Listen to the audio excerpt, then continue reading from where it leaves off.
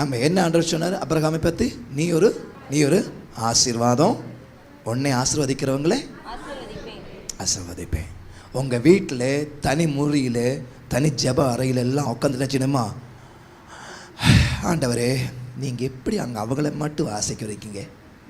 உடனே நானும் தானே ஆராதிக்கிறேன், நானும் காணிக்க போடுறேன் ஆண்டவரே, சோத்திரம். அவங்கள மட்டும் இப்படி உயர்த்தி விடுறேன், எங்களை மட்டும் இப்படி தாழ்த்தி வைக்கிறீங்க, சரியா ஆண்டவரே? அப்படி கேட்காம அவங்கள நீங்கள் ஆசீர்வதித்து ஜெபம் பண்ணுங்க. ஆமே. இனி என்ன நடக்குது?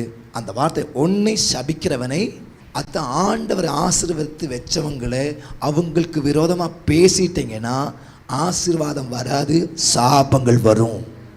கொஞ்சம் கவனமாக இருக்கணும் வாழ்க்கை.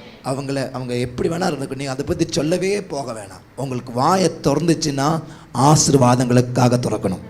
அல்ல அவங்கள பற்றி அங்கே குத்தம் சொல்லி இங்கே குத்தம் சொல்லி, ஆமாம் அந்த பிள்ளை சரியில்லை, அந்த பையன் சரியில்லை, இது சொல்லி லாஸ்ட் ஓம் பிள்ளை சரியில்லாமல் போகும். மற்றவங்களை பற்றி பேசுமோ எப்படி பேசணும்?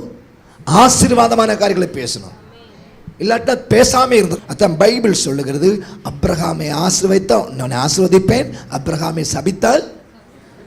அதான் நன்றி. ரொம்ப பேருக்கு ஜெபிச்சுட்டும் உபவாசம் இருந்துட்டும் பாஸ்டர் வசனம் பேசிட்டும் ஆசீர்வதிக்கப்படவே மாட்டோம். ஒன்றுமே நடக்காத காரணம் வாய் தான். பேச்சு கரெக்டாக ஆகணும், ஆசீர்வாதத்தின் வார்த்தைகளை பேசணும்.